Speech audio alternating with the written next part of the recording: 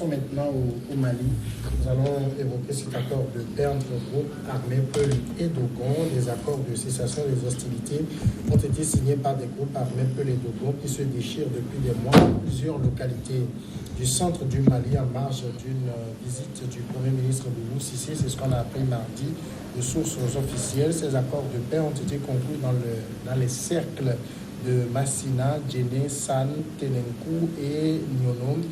C'est dans les régions de Mopti et de Ségou, par une dizaine de groupes armés Peul et de chasseurs traditionnels d'Ozo, composés notamment de membres de la communauté Dogon, selon un document officiel. Depuis l'apparition en 2015 dans le centre du Mali du groupe du prédicateur djihadiste Amadou Koufa, recrutant prioritairement parmi les Peuls, traditionnellement éleveurs, les affrontements se multiplient entre cette communauté et les ethnies Bambara et Dogon, pratiquant essentiellement l'agriculture et qui ont créé des groupes d'autodéfense. Professeur Edo Komi, on parle ici encore d'un accord de paix. Non, pourquoi tant de malheur au Mali?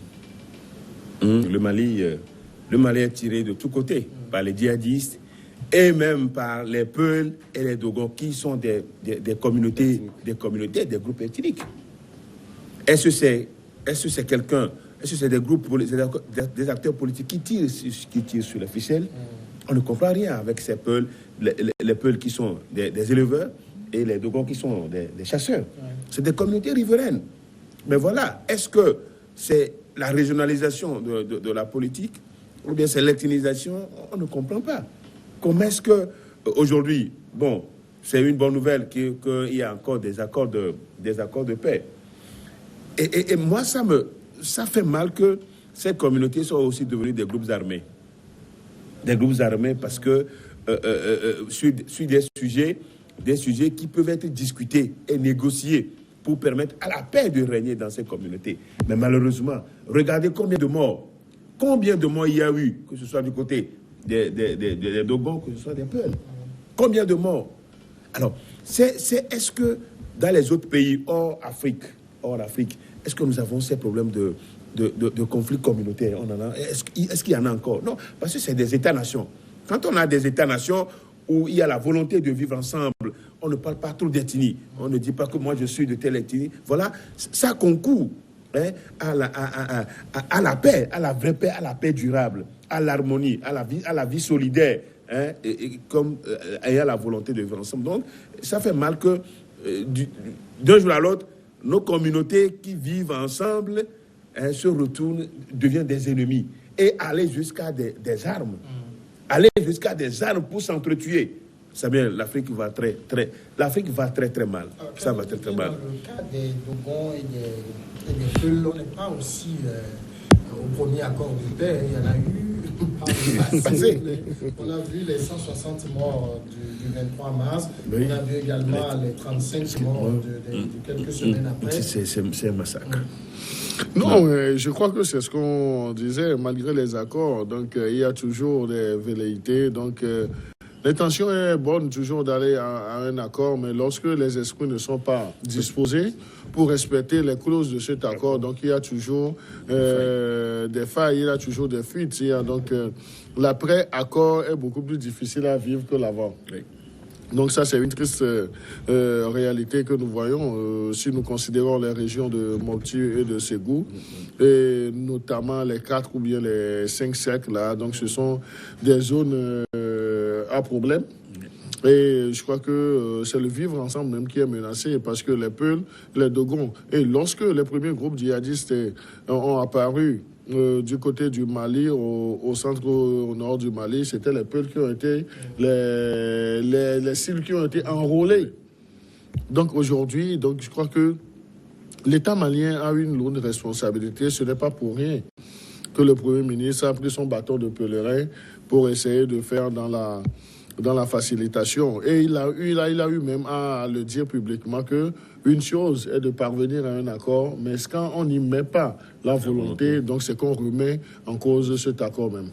Alors, on sait que généralement, entre éleveurs et agriculteurs, le torchon a souvent brûlé. Est-ce qu'il ne faut pas fondamentalement s'attaquer d'abord à cette situation qui est source de tension de ces deux communautés avant que viennent s'y greffer les velléités terroristes, djihadistes et tout, régler ce problème-là avant de vouloir que ces communautés vivent en paix? Non, moi je pense que tout est prioritaire. Tout est prioritaire parce que lorsque nous prenons le cas malien, c'est vraiment triste. C'est vrai qu'on ne va pas s'appesantir sur les motifs ayant conduit donc à ces crises-là. Mais ce que moi je remarque fondamentalement, c'est que l'État a beaucoup failli et il a beaucoup de responsabilités à jouer dans cette affaire-là. Parce que voilà qu'ils sont allés à un accord. Et ça voudrait dire que ces accords-là remettent carrément en cause les autres accords qui ont été cités. Et même le processus désarmement, comme nous venons de le dire tantôt. Puisque lorsqu'on parle de ces accords-là, et puis on les brandit aux yeux du monde entier, voilà, il y a eu un accord, donc voilà, la paix est retrouvée, on va en dehors sur ces lauriers, voilà qu'on ressurgit avec d'autres événements. Donc je pense que il faudrait quand même prendre en compte tous les facteurs, puisque tous les signaux sont au rouge. Il ne s'agit pas, puisque lorsqu'on n'est pas d'accord, moi j'en doute, j'en doute très fort, parce que d'un côté, ça voudrait dire, si on n'est pas d'accord aujourd'hui, ça voudrait dire que les commanditaires et ceux qui ont même conduit à ces massacres-là sont connus. Sans quoi, s'ils sont connus, ça voudrait dire que nous sommes dans un environnement d'impunité totale, où les gens sont connus, ils sont détectés comme étant donc les meneurs de ces actions-là, mais ils ne sont pas punis. Et on n'est pas d'accord. Et si ce n'est pas le cas, s'ils ne sont pas connus, donc, avec qui donc, on a signé ces accords-là, ça voudrait dire qu'on fait, donc, on fait juste de la figuration pour montrer au monde entier que voilà, l'État est toujours là et qu'il a toujours les manettes en main. Or, en réalité, les réalités sont tout autres. Et après, tous ceux qui donc, font donc, ces dégâts sont ailleurs. On ne les a pas vus. Sans quoi, je ne pense pas que l'État puisse donc mettre la main sur ces gens-là, signer des accords avec eux. Et du jour au lendemain, on ressurgit avec d'autres événements. Donc, je pense qu'il faudrait prendre en compte tous ces aspects-là, non pas seulement montrer, disons, la suprématie de l'État qui voudrait donc faire voir au monde entier qu'il a toujours, disons, la situation totale du Mali en main. Or, c'est quand même de la figuration. Il fait dans l'affumage et c'est pas bien. Non, je voudrais que sur ce sujet qu'on nuance un peu. Certes, l'État a une lourde responsabilité que de veiller à la quiétude des populations, à la libre circulation des personnes et des biens. Mais dans le cas d'espèce, c'est deux communautés qui s'affrontent.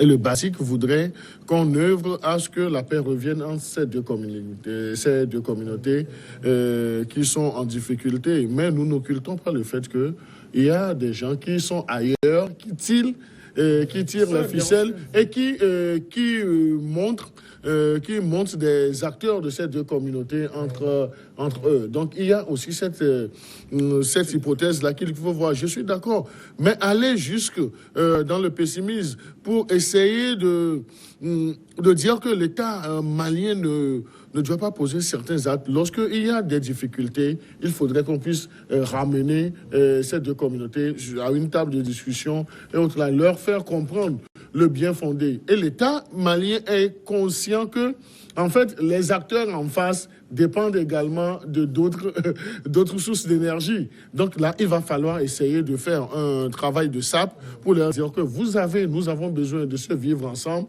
tout en faisant des actions également pour essayer de neutraliser ceux qui tirent la ficelle. Alors, d'abord, ces deux communautés, si on sait que par exemple les Dozo sont des chasseurs traditionnels qui aiment bien sûr démontrer qu'ils restent toujours ces chasseurs qu'ils sont, les Peuls sont aussi ces éleveurs qu'on connaît, mais par le passé ils ont toujours vécu une certaine harmonie en dehors de quelques tensions qu'on ne peut pas éviter. Comment on en vient à ce point, à se déchirer, à mener des expéditions meurtrières, à faire des dizaines de morts, même des bébés qu'on tue par dizaines pour quelle cause? Je crois, nous tous, nous l'avions déjà évoqué, par le fait que les communautés qui vivent ensemble dans la solidarité et dans la cohésion se retrouvent d'un jour à l'autre des ennemis et allant jusqu'à être armés.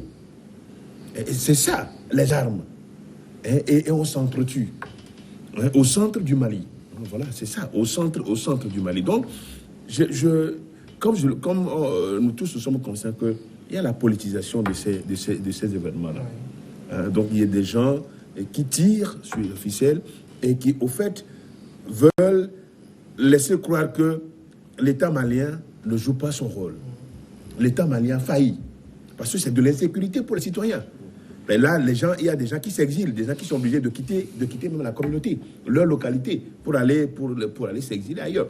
Donc c'est pour dire que c'est une conscience, c'est un appel à la conscience pour tout le peuple d'Afrique. Parce que ce qu'on se fait, ça avantage qui, ça arrange qui? Si nos communautés, qui sont appelées à vivre ensemble, qui veulent seulement de cette paix-là pour aller au champ, pour aller faire leurs activités et se nourrir, c'est tout.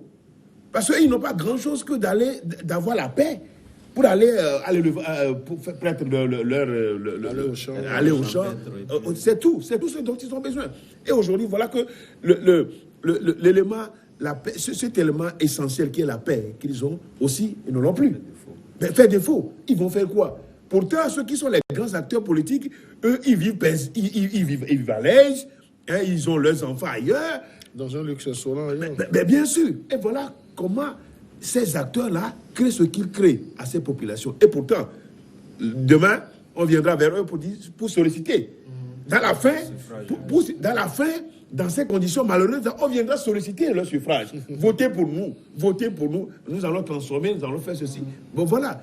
Et il revient aussi à ces peuples-là de redoubler de vigilance pour ne pas tomber dans ces travers. Quand un politicien, un acteur politique vous dit ça, vous dites, écoutez, non, nous avions été toujours ensemble. Quels que soient les problèmes, nous avons... Il n'y avait pas de problèmes, il y avait des problèmes. Mais ils se les réglaient entre eux. Donc, nous allons continuer dans cette logique-là, parce que tout ce dont nous avons besoin pour poursuivre, c'est la paix, pour aller à nos activités. C'est très important. Alors, Jean-Loup, ces accords de cessation des hostilités qui ont été signés, est-ce qu'on peut quand même considérer que pour Dogon et Peul, on leur a un peu forcé la main à signer, ou bien c'est une volonté manifeste de ces deux communautés de revivre en paix? Les deux sont valables. C'est une question difficile à répondre. Mais ce qu'il faut dire, je pense qu'il y a de ces communautés-là, du moins quelques-uns, comme nous le disons réellement lorsque on les interviewe, parce que lorsque les grands chefs les interviewent, vous constatez qu'au niveau de chacun, tout le monde a ce désir-là de pouvoir aller à la paix. Donc on sent directement que moi, ce que se lit quand même dans le regard de ces gens-là, ça veut dire qu'ils ne sont pas les vrais meneurs. Comme nous le disons, il y a des gens qui donc les ficelles quelque part. Sinon, lorsque vous les voyez, c'est de la tristesse. Chacun même, c'est-à-dire, il n'arrive quand même pas à expliquer. À comprendre pourquoi ça arrive. Parce qu'on arrive à comprendre. Ça veut dire réellement que c'est une crise profonde et que je pense que les facteurs ayant conduit à cela sont à revoir ailleurs, que de pouvoir donc parler de seulement ces peuples-là que nous voyons comme ça. Parce que les acteurs seront carrément ailleurs. Parce que ce sont des gens qui ne démontrent pas réellement des gens qui peuvent donc commettre ces genres d'atrocités entre ces deux peuples-là. Donc je pense que c'est une crise assez profonde qu'il faudrait quand même revoir et puis revisiter carrément les paramètres pour pouvoir quand même le dénouer entièrement pour que ces communautés-là puissent revenir quand même vivre ensemble. Oui, mais moi je crois que dans la recherche de solutions à ces conflits, donc il faut également, donc on ne va pas excuser le règlement occidentalisé de nos conflits en Afrique, parce que les instruments de règlement de conflits occidentalisés ne sied pas dans nos coutumes, à nos réalités traditionnelles, parce que si l'occidentalisation n'avait pas pris le pas, je suis sûr, je gage que les deux communautés auraient déjà trouvé des terrains d'entente. Parce que en Afrique, le vivre ensemble est primordial. Donc là, on arrive à nous inculquer qu'on ne peut pas même se parler, on ne peut plus s'entendre parce qu'il y a des intérêts. Donc cela, nous jouons inconsciemment, consciemment ou non, le jeu de cet Occident, l'Occident là qui veut, entre griffes, piller nos ressources jusqu'à ce qu'on rende malades nos politiques et puis nos intellectuels. Et donc, il y a un écrivain qui l'a dit. L'Afrique est malade de ses hommes politiques. Mais aujourd'hui, la réflexion, c'est que, outre les hommes politiques, mais l'Afrique est malade de ses intellectuels parce que tu trouveras des intellectuels qui vont essayer d'apporter de l'eau au moulin de ceux qui sont dans la logique de la destruction même de l'Afrique.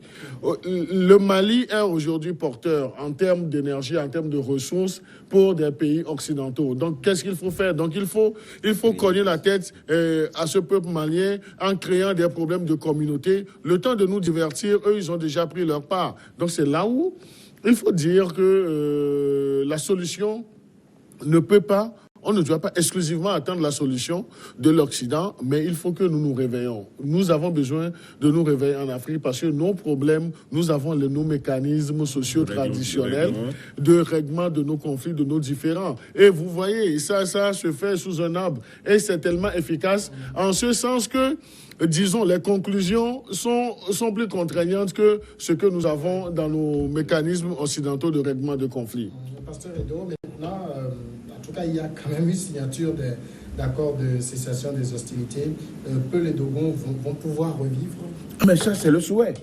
Moi, de loin ici à Lomé, mon souhait, c'est pour que ces peuples-là revivent ensemble. Mais ça, c'est mon souhait. Et ça, c'est l'appel qu'on peut lancer à ces peuples-là, parce que depuis qu'il y a ces conflits, qui a pu aller au champ? Qui a pu aller dans la brousse pour prêtre ses troupeaux? Personne. Et là, ça doit être la faim, ça doit être la famine, ça doit être le désespoir total dans ces communautés. Donc, ce début d'accord entre ces deux communautés, je crois qu'il faut que ça soit durable. Il faut que désormais, ces peuples même soient eux-mêmes, pour ne pas attendre beaucoup de choses. Les politiciens, c'est leurs intérêts. On l'a déjà dit, c'est leurs intérêts. Mais ici, je crois que les peuples ont besoin de vivre ensemble. Ont besoin, parce que ceux qui ont les bœufs ont besoin aussi d'autres choses qu'ils n'ont pas, que les autres ont. Donc, je crois que c'est transversal. Et c'est comme ça, il faut vivre dans une communauté. Donc, que cet accord soit durable et que toutes les clauses soient respectées pour permettre à ces deux communautés, pour éviter. Nous ne voulons plus voir des morts entre ces communautés-là. Ça choque et ça fait mal à l'Afrique. C'est nous. Ce sont nos compatriotes. Enfin, on est dans un même continent. Donc, quand c'est comme ça, quand ces images-là, on nous montre ces images, et vous savez, c'est ces images-là qui font le sensationnel chez les Occidentaux. On nous les montre pour dire que nous, on est encore à l'étape primitive. Ce n'est pas normal. Je crois que le souhait pour nous, c'est que ces communautés-là reviennent ensemble et vivent ensemble réellement. Alors, il y a aussi un point qui est important, et peut-être c'est aussi le souhait des autorités, c'est que j'ai évoqué tout à l'heure le prédicateur Amadou Koufa, qui recrute essentiellement dans la communauté Peul. C'est aussi pour trouver des solutions à ces velléités djihadistes-là que ces accords sont signés aussi.